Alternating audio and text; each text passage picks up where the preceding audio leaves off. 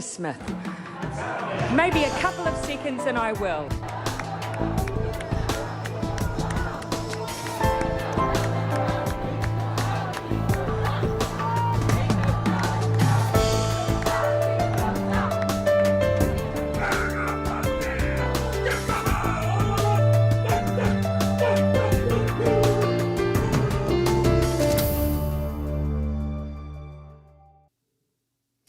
Tēnā koutou, I'm Selwyn Manning and welcome to A View from Afar. And today we are joined by political scientist and former Pentagon analyst Paul Buchanan. And we will discuss whether the US-led Five Eyes intelligence community has taken its compound eye off white supremacist activity on the internet. And in the second half of this episode, we will be joined by investigative journalist and barrister Ollie Neas to follow up on the New Zealand government and what it knew and didn't know at the point when a decision was made to greenlight RocketLab's March mission. And that's a mission that carries US military payload that is proving to be controversial. But before we kick off this week's program, here's an invitation to those of you who are joining us live. If you are joining us via Facebook, Twitter or YouTube, feel free to make comments. And if you do, we'll be able to include your interaction in this program. Okay, so let's cross to Paul, who is waiting online to discuss this first issue. Good afternoon, Paul. Kia ora, Selwyn. Paul, this controversy around what the security agencies have been doing and what they haven't been doing relating to monitoring white supremacist activity on the internet, particularly with the 4chan and the Chan sites in general, and particularly also in the dark web. That has been under discussion in the New Zealand media for the past week, and it's clearly a sensitive issue in this part of the world and globally too, particularly after the terrorist attacks that happened on the two mosques in Christchurch on March 15, almost 2 years ago. Paul, what is your summary and take on this whole situation right now? Well, certainly in New Zealand, it's a tale of promises broken. Promises that were made by telecommunications companies to the effect that they would deplatform well-known extremist sites like 4chan and 8chan.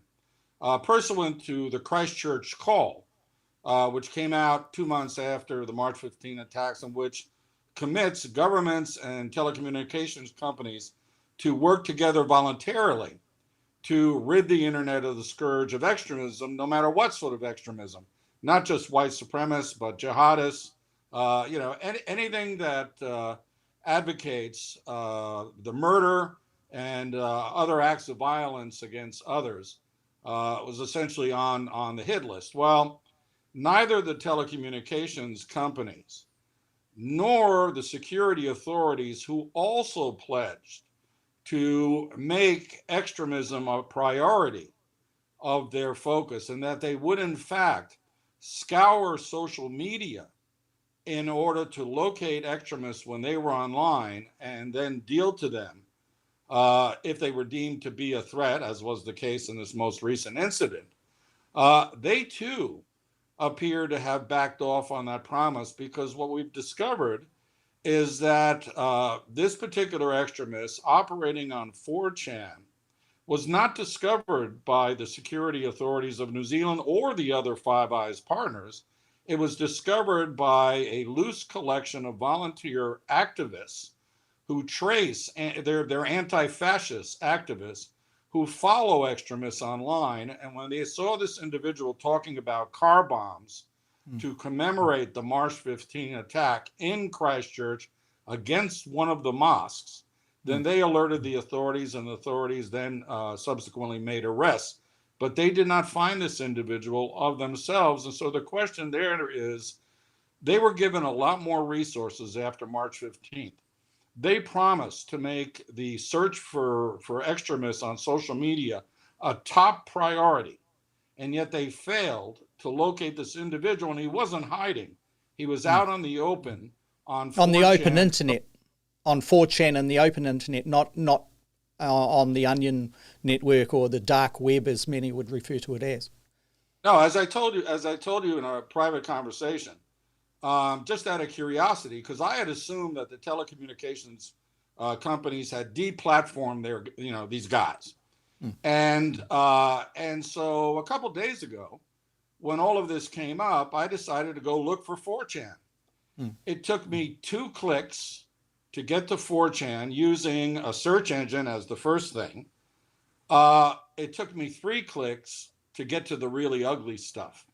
Yeah. So there is no filtration. There's nothing. And if they say that they cannot do it, I have an answer to them.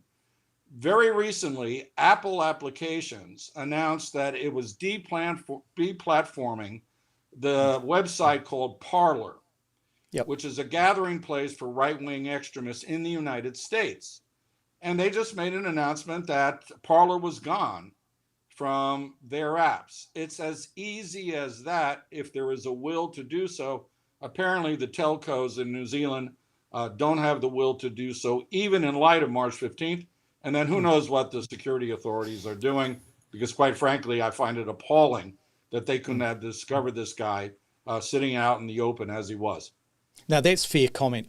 With respect to the ISPs, it's almost as if they are waiting for government to actually enforce this so that they don't breach any code of conduct that they believe in, the freedom of speech areas, the freedom of where their users may wish to go to exchange their presence on the internet. If that is the case, and it does appear that that is the case, New Zealand has a history already with legislation that bans the abilities of people in this country from accessing extreme pornography. Various sites are banned, etc. That sniffing technologies came in by way of legislation and regulation by the national-led government some years ago now. Judith Collins was very prominent, obviously, in that space of pushing that through.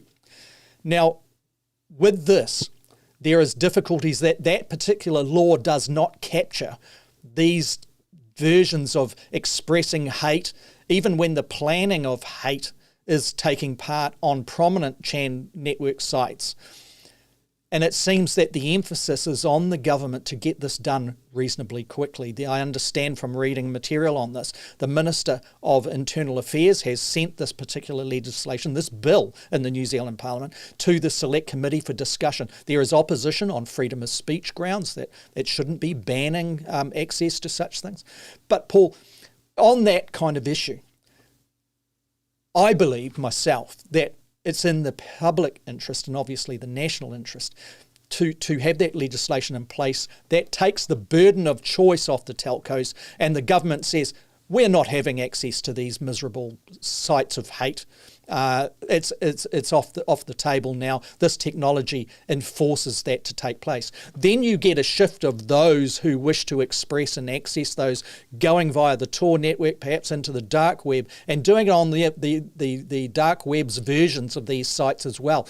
But some would see that as a problem and a challenge. I would put it to people that actually narrows down the scope where the intelligence agencies can then place their resource. I'm very surprised when we're picking up this issue in the research that New Zealand is a part of the Five Eyes network, and that surveillance on such things led by the United States, Britain, Canada, Australia, and New Zealand, that none of those countries picked this up, red flagged this activity on the 4chan site in this instance, and sent it to the New Zealand authorities to get action. It took activists to actually identify, and I think that's great. You know, the minister overseeing the security agencies here says that that's a good thing, that people are watching and they're alerting, that tip-offs are how intelligence agencies often work. Yes, but there's also this mandate, this requirement, this expectation, and quite frankly, a lack of tolerance when this isn't occurring, as you have put out. Yeah, I think that there's actually a natural progression at play here. Private profit-oriented companies are not going to voluntarily turn around and impose bans that might hurt their bottom line. I say might because a lot of these extremist channels have advertising and that sort of thing connected to them. But there clearly is no social conscience on the part of internet providers. There are no ethical constraints. They pay lip service to it. But more importantly, they want to be forced into the position of not having to do so by choice. That is to say, they want the government to legislate. And if the government legislate, they will adhere to the government's guidelines. So it puts the ball in the government's court. Well, authoritarian regimes have no problem whatsoever. I lived in Singapore. Singapore bans stuff all the time for whatever reasons the regime deems necessary. In liberal democracies, it's a little trickier. But what I would simply say is, okay, it's clear now we're going to need legislation that updates current prohibitions on various forms of hate and what have you. But let us be very clear, and I think I'm preaching to the converted here. What you're seeing on sites like 4chan and 8chan is not protective offensive speech, where people talk bad about other human beings for whatever rationale. On these sites, you are getting open incitement to murder, mass murder, torture, and other acts of extreme violence against people because of their religion or who they look like. This is not protected under any definition of offensive speech. These people I would say that any reasonable person watching this or following this issue would say all of that stuff relating to free speech in this instance is all a diversion. It doesn't actually come into consideration. Ban it, clean it up, and surveil those areas that remain accessible via the dark web. Yeah, no, and that's where I'm going with this line of thought. We have to remember that intelligence agencies, and in this case it'll be signals intelligence agencies, they can intercept, they can interfere with malicious cyber activity. They do that as a matter of course with regards to hackers and that sort of thing. But they're not going to reveal their ability to interfere with the malicious activities of extremists because their stock and trade is secrecy, including the secrecy of the technologies that they use. More importantly, if they're going to target New Zealand citizens, they're going to need a warrant to eventually do so if they're going to go in and seize computers and that sort of thing. So they may well be looking at the dark web I know they're looking at the dark web, but again, Reddit, 4chan is out in the open. Yeah. There's no reason to be spooky about it. That's the thing is that they could have, and here's a problem, Selwyn. The police last December announced that they created a dedicated unit to monitor social media using artificial intelligence and algorithms that would pick up extremist terminology and that sort of thing. And yet here we are 3 months later, and they were clueless when it came to this fellow on 4chan. So something's amiss. Something clearly is not going right. But you nailed something. Many people believe that if you force the baddest of the bad into the dark web, they'll be harder to find. I will tell you, coming out of an intelligence background, that no, actually, the intelligence agencies of many countries, including the Five Eyes, are already inside the dark web. Absolutely. Because the dark web attracts bad guys of all sorts, arms traders, drug traders, kiddie pornographers. I mean, you name it, the nastiness is there in full display. And so that's the natural habitat of many of the covert operations of signals intelligence agencies around the world. So if you force the bad people into the dark web, two things will happen. The people who are just talkers and want to rant, rave, and act tough on open forums, they'll go away. And the true bad apples, and I would say there's about 1 in 10 of those, they'll go to the dark web and they will eventually be located. It'll take a little longer, but they will be located. So I think putting legislation in place, since voluntary compliance clearly is not working, and then going after the bad guys as they flee open forums and sites like the big social media platforms might actually turn out to be a blessing in disguise.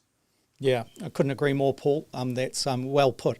There are some events that are coming up to discuss exactly all of this type of stuff. The academics are certainly keeping a close eye on it. University of Otago put out a statement yesterday, Wednesday, the 10th of March, and it is saying that it's holding an event which will discuss all of these things that we're talking about, Paul, all within the kind of space of the Christchurch call, what's being implemented, what isn't, and that's taking place down there. And I just suggest that our audience kind of follow things online with respect to this. When? 16th to the 17th of March, so it's only a matter of 5-6 days away from now, and the venue is there. It's all on site. Just do a search, Otago University, Christchurch Call event, and it'll take people to that type of thing, and they can follow that issue.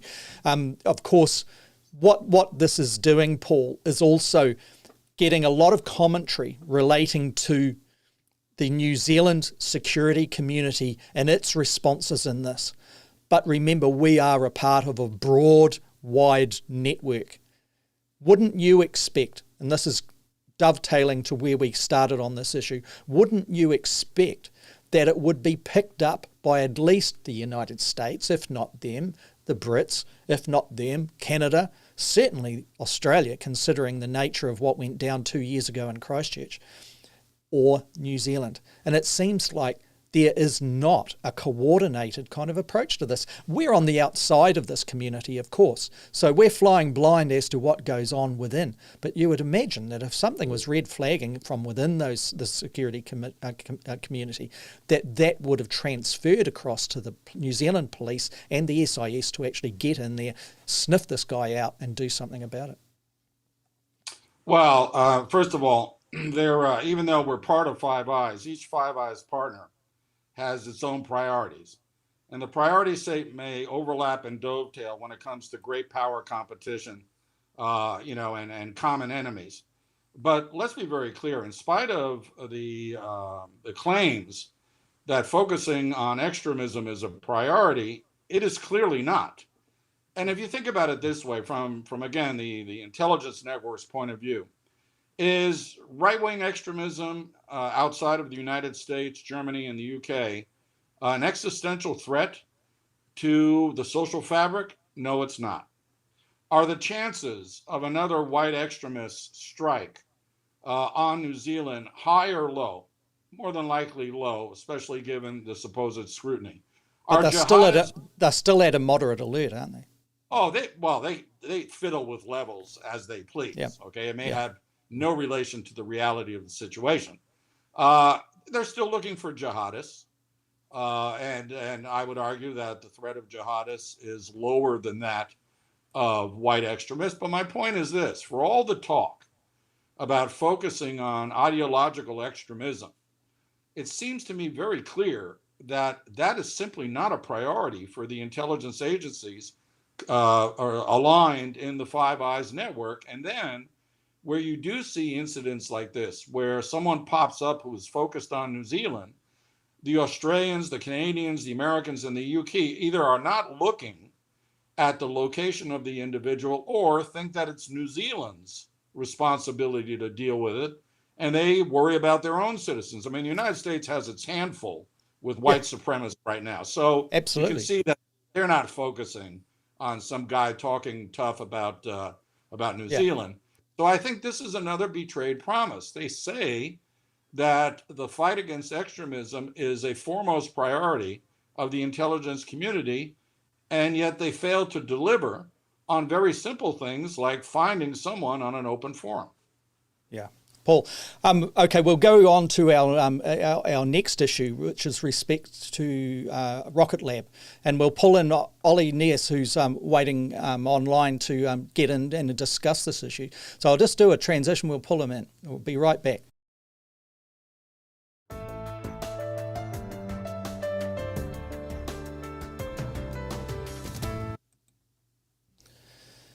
Good afternoon, Ollie. Good afternoon.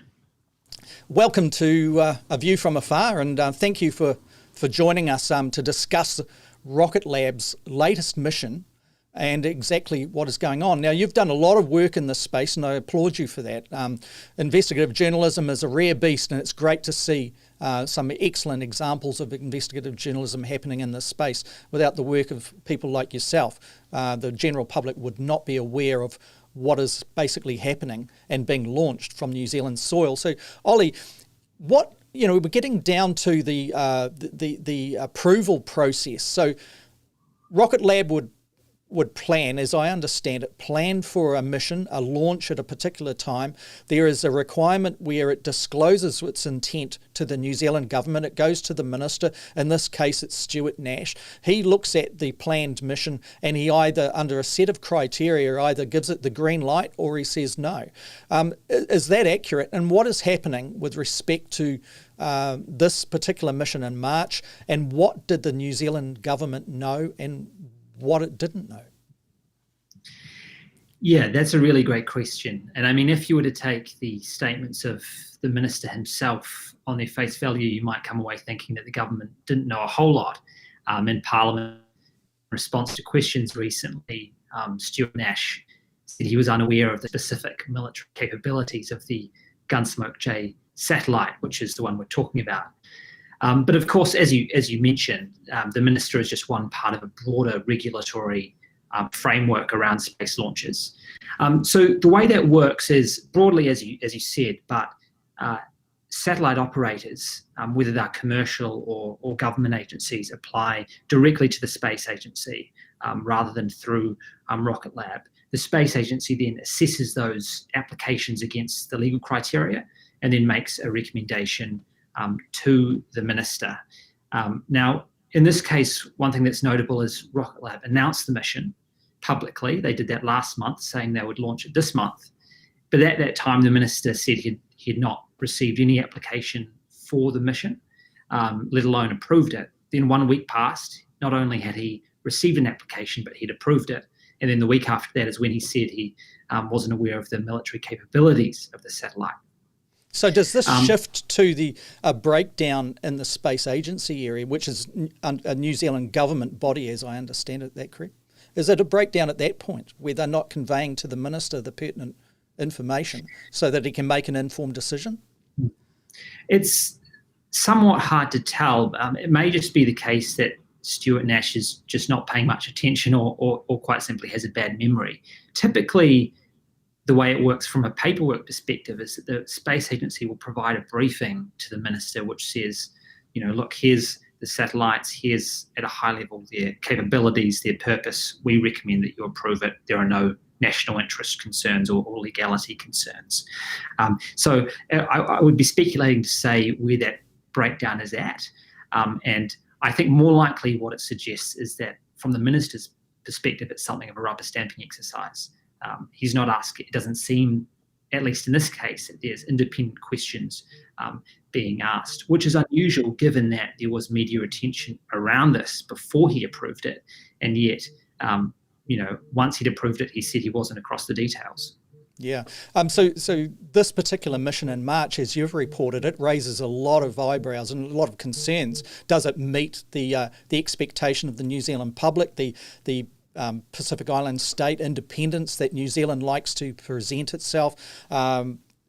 This payload, for example, is carrying stuff that is of concern to many, including Paul Buchanan, who's with us here, obviously, for this discussion. So what exactly is this payload, and what raises the concerns of people that follow this very closely, like yourself, Ollie? Mm-hmm. Yeah, this payload is really interesting.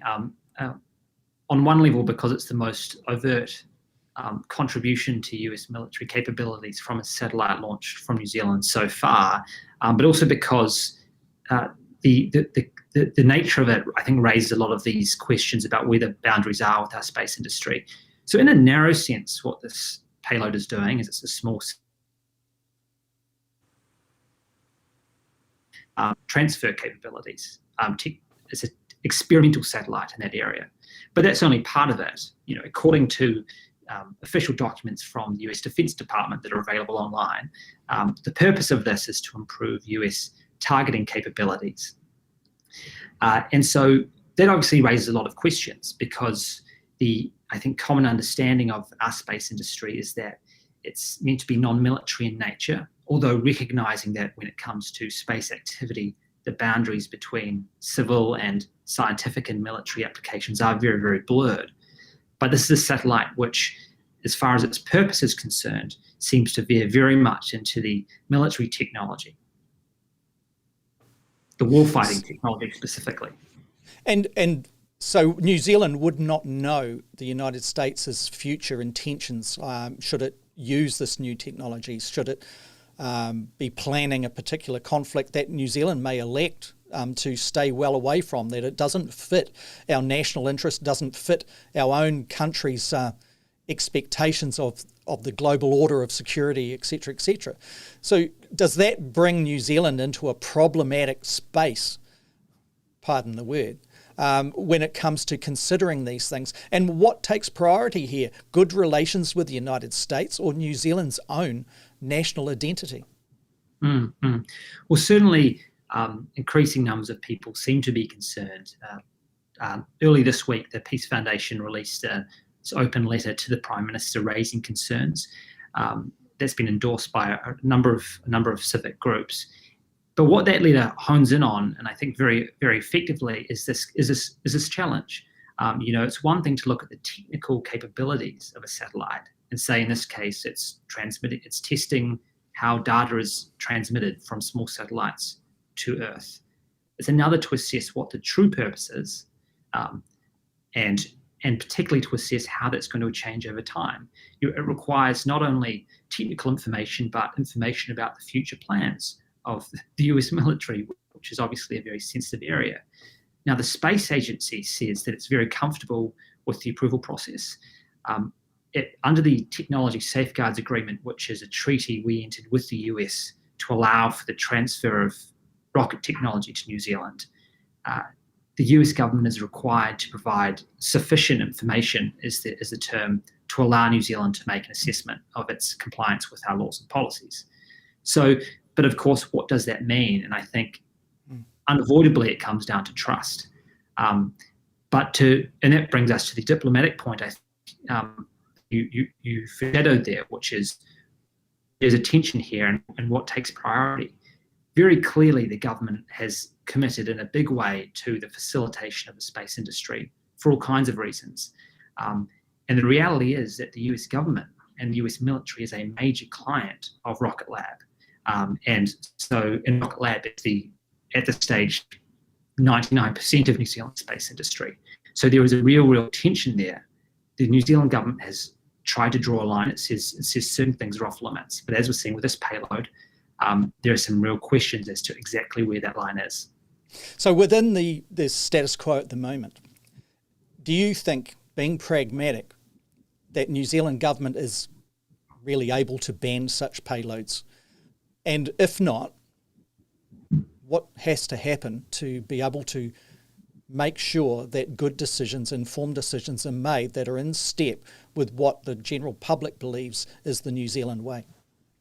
Well, from a strict legal perspective, the current legal regime does allow the minister to say no to a payload.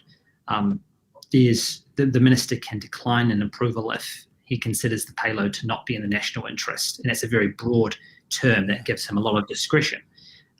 He could choose to say this payload is not in the national interest. But that's obviously only part of it, because there is a broader diplomatic tension, which we've discussed, which is what would be the consequences for the space industry generally and New Zealand's relationships with its security partners if it starts taking a more restrictive view on what can be launched from New Zealand. But in terms of the question of, is the regime good enough? What's required to give the public confidence? I think fundamentally it's greater transparency. So the cabinet principle 19 meant, but those essentially are extremely vague when it comes to military technology. And I think the public would benefit from greater clarity as to specifically where the red line is. Ollie, thanks for joining us on the program. That's absolutely fantastic from the point of view of providing us an informed position on exactly where we are. And we'll continue this conversation on. But thanks for joining us, and I look forward to perhaps your participation again in the future. Brilliant. Thank you. Thanks, Ollie. Bye-bye. So, Paul, you heard all of that. What are your takeout points from what Ollie's reportage and his findings and what he was saying there are?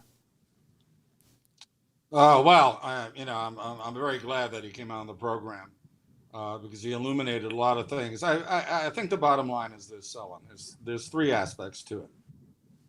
The first one is that there are a lot of actors in New Zealand who are invested in New Zealand's space program, military and otherwise.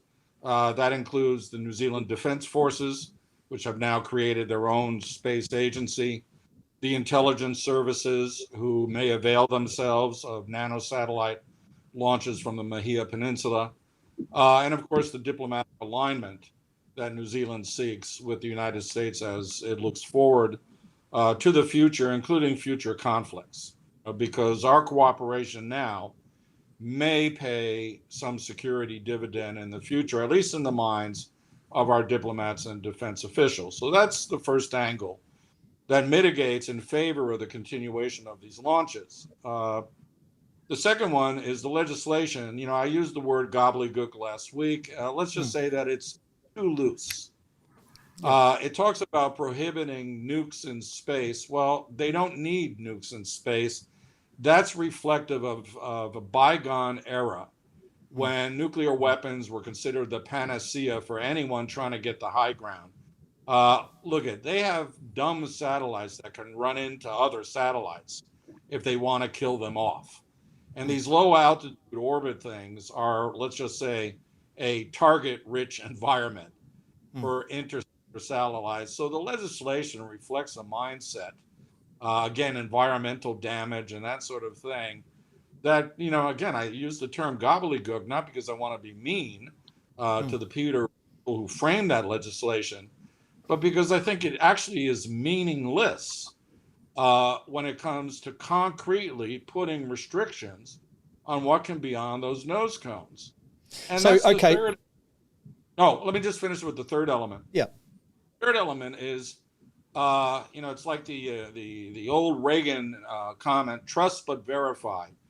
We're relying on the Americans telling us what are in the nose cones. We have no means of verifying that. It's not as if the New Zealand authorities climb up on the top of the booster and take a look at the satellite actually being launched. And a phrase comes to mind of neither confirm nor deny when things are sensitive. Yeah. And when you have the minister responsible for New Zealand's role in space, say a week after the RocketLab announces the launch and the minister says he has no idea what's going up on that booster, we got serious problems. Either he is incompetent or he's not getting full information in a timely way just for PR reasons. And I guess the bottom line is this, and Ollie did allude to it, and we are now getting some debate. As you and I have talked about before, there's been all too little public and parliamentary debate about what New Zealand's role in space is, particularly military applications in space, going forward. And this brings up the issue that we've talked about in the past, which is where on the kill chain do we want to locate ourselves? It's one thing to put up a geospatial mapping satellite where you map out the terrain where hostilities may occur. It may be another thing to put up nanosatellites that are good signals intercepts of hostile actors waging war against our allies. But we are about to put up a real-time tactical targeting constellation of satellites that will be used to kill people in real time. The U.S. Army is very proud of that. We have obfuscated. Why? Because we have a different set of ethical, moral, and diplomatic values when it comes to the militarization of space. And therein lies the rub. Without a good debate, as Ollie spoke about, we can't get to where we draw that line. My line may be higher towards the trigger pull than your line, but it's worth debating what or both of us can live with. What are we comfortable with? And none of that has occurred, with the exception of Ollie's reporting and that of a very few small handful of others who are now calling our attention to quite frankly, is obvious on the other side of the Pacific, because it was the U.S. Army's press releases that first alerted us to the fact of this launch, or what the payload was. So I think that if we move in the direction, we just got to define where do we feel comfortable in the kill chain. Is it down at the bottom? Yeah. Whereabouts on that line, and that's a fair point, and that can be applied in many different areas of foreign policy and defence policy as well.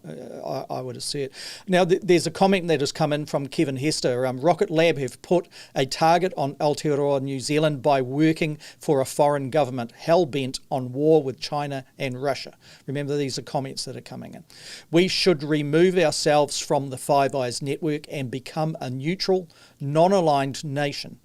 It worked for Ireland and Switzerland in the last war. So the suggestion there from Kevin is that New Zealand should place itself firmly on the independent part of this interaction. There are many that would share that concerns, but what this also raises is this issue we touched on in brief last week, Paul, that does such activity place New Zealand at risk should conflict escalate between the global powers, of which, let's face it, include our biggest trading partners? Kevin's concerns are very well placed. I would simply say this. I've said it before. It's worth repeating. If we continue to launch U.S. military satellites into space, we do, in fact, become the launch site becomes a target for hostile actors when it comes to the United States. I have no doubts that military planners in some countries have prepared plans for sea-launched ballistic missiles to be launched against the Mahia Peninsula in the event of major conflict, because that takes out the capability to replace satellites destroyed in space with newer satellites of the same sort. No military planner worth his salt is going to pass on the opportunity so long as they keep up. Now, here's the rub. The RocketLab business model, and again, RocketLab just provides the booster, not the nose cone, is premised on military sales. You see, they want to be able to launch rockets commercially for less than $5 million a launch. Yeah. In order to do that, the only people who have the deep pockets to fund the experimentation with these boosters is big military apparatuses, even if they're attached to universities and what have you, and they cover some of their tracks. So it's like a Faustian bargain, a bargain with the devil. You're using the U.S. military to improve the commercial viability of the boosters down the road. But in doing so, you're now beholden to that military partner. And if that military partner has no real checks on what it can put inside the nose cones, then you're relying on that military partner to tell you the truth every which time. And I think that's a step too far. So, but here's the solution to Kevin's conundrum. If we get out of the military launch business, there's no reason for anyone to target us. In fact, at that point, the targeting will become economic espionage in order to get, the technologies involved in the launch. But so long as we're putting up stuff that the U.S. military uses and now uses in combat situations, you can be assured that there's something at sea that has a bullseye painted on the Mahia Peninsula. That's a grave warning. And on that point, Paul, that just demonstrates why the politicians have got to actually tidy up this particular area and with a degree of urgency, I would suggest. Thank you for your contribution. Thanks to Ollie Neas for contributing on this issue earlier into the program. We look forward to your company again, this time next week. Until that time, stay safe and take care.